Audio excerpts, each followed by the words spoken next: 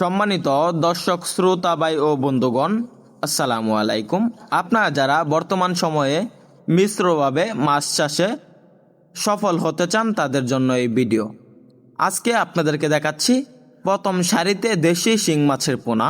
আজকে আপনাদের সাথে আলোচনা করব দেশি শিং, মনোসেক্স, তেলাপিয়া ও থাইপাঙ্গাস মিশ্রভাবে চাষের লাভজনক একটি কৌশল। তো চাষি বেড়া, দেশি শিং হচ্ছে নিচের লেয়ারের মাছ, তাই এই মাছগুলো অতি ঘনত্বে মাটির নিচের লেয়ারে চাষ করা যায়। এগুলা মনোসেক্স, তেলাপিয়া ও থাইপাঙ্গাসের অবহেলিত খাবার খেয়ে মাছগুলো বড় হয়ে থাকে। আর চাষি বেড়া, থাইপাঙ্গাস চাষে সবচাইতে লাভজনক বিষয় হলো এই মাছগুলোকে নিজে হাতে বানানো খাবার খাওয়ানো যায়, যেমন কুড়া, ভুসি, চাউল, খুদ, বিভিন্ন খাবার একসাথে মিশ্রণ করে খাওয়াতে পারবেন নিজে হাতে বানিয়ে।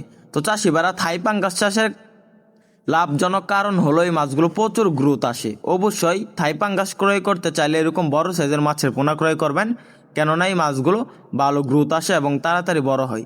তাই আমাদের এখান থেকে স্ক্রিন দেওয়া নাম্বার যোগাযোগ করে থাই জাতের পাঙ্গাস মাছের পোনা ক্রয় করতে পারবেন। থাই জাতের পাঙ্গাসের অবহেলিত ময়লা বা মল খেয়ে দেশি শিং মাছ বড় হয়ে যাবে। তো চাষিবারা, মনোসেক্স, তেলাপিয়া একটি হলো প্লাস পয়েন্ট মাছ। থাই জাতের পাঙ্গাস সবসময় পুকুরে পানি গাঢ় রাখে, তাই মনোসেক্স, তেলাপিয়া এই মাছগুলোকে যদি আপনার চাষ করতে চান, থাই জাতের পাঙ্গাস এবং দেশি শিংয়ের সাথে মিশ্রভাবে চাষ করতে পারবেন। এই মাছগুলা গাঢ় পানিতে থাকতে পছন্দ করে। এই মাছগুলা গাঢ় পানিতে, মানে সবুজ পানিতে প্রচুর পরিমাণ গ্রোথ আসে এবং তাড়াতাড়ি বড় হয়। এই মাছগুলো আপনার মিশ্রভাবে চাষ করতে পারবেন থাই জাতের পাঙ্গাস এবং দেশি শিংয়ের সাথে।